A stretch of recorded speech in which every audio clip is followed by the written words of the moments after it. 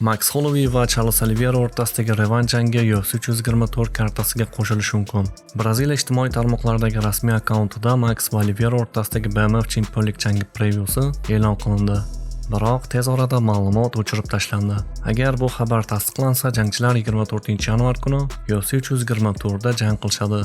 Max va Oliveiraning ilk jangi 2015-yil avgustda bo'lib o'tgan. Unda braziliyalik jangchi bo'yin jarohati sabab jangni davom ettira olmagan va u mag'lub deb topilgan. Barchaga salom, sizlar bilan Tahlil MMA kanali. Demak, bugungi yangiliklarimizni boshladik.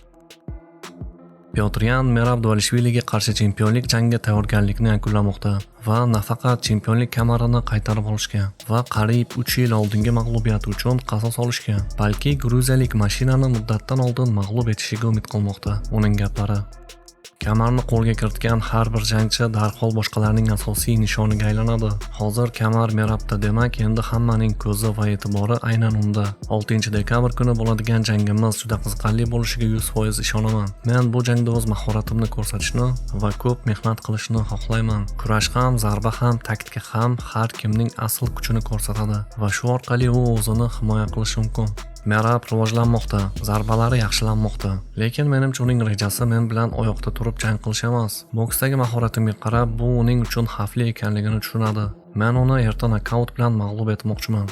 Agar chempionni erta mag'lub etsangiz, bu taxminlarga o'rin qoldirmaydi.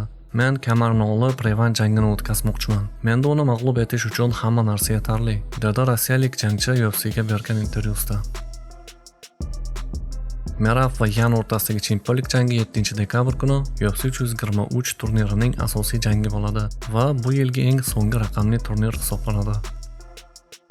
Arman Tsarukyan aytishicha, Justin Gaethje va Paddy Pimblett o'rtasidagi vaqtinchalik chempionlik jangi UFC rahbariyatining rejasi bo'lib, bu Ilya Topurya'ning ta'tilga chiqqani bilan majburiy bog'liq emas. Armanning gaplari: men Paddy Pimblett yanvar oyida Ilya Topuria bilan jang qilishini oldindan bilardim, lekin Gaethje bilan vaqtinchalik chempionlik jangi qo'yilishini bilmagandim. Ilya hozir jang qilmayapti va menimcha UFC bu vaziyatni ataylab shunday ko'rsatdi. Ular shunchaki Paddy Pimblettdan yulduz yasamoqchi va uni Topuria bilan titul jangiga olib chiqishmoqchi. Ular meni istalgan raqibni yenga olishimni yaxshi bilishadi. Paddy ham oson, Gaethje ham oson, Ilya ham oson. Islomgina qiyin raqib edi, lekin u ketdi. Hozir bu divizionda menga teng keladigan jangchi yo'q.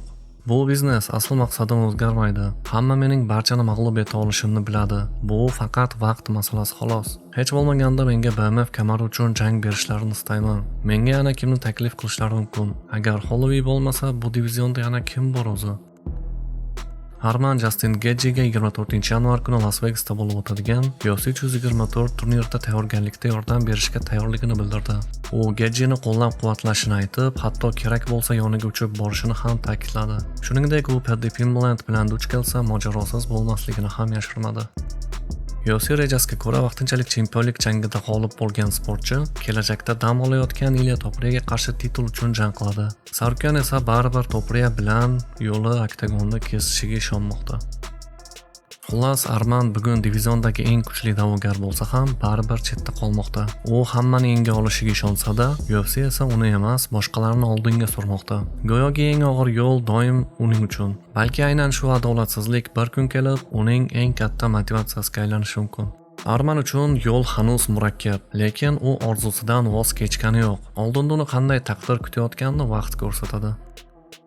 Video va yangiliklar haqidagi shaxsiy fikrlaringizni kommentariyaga yozib qoldiring. Keyingi yangiliklarimizda ko'rishguncha barchangizga xayr.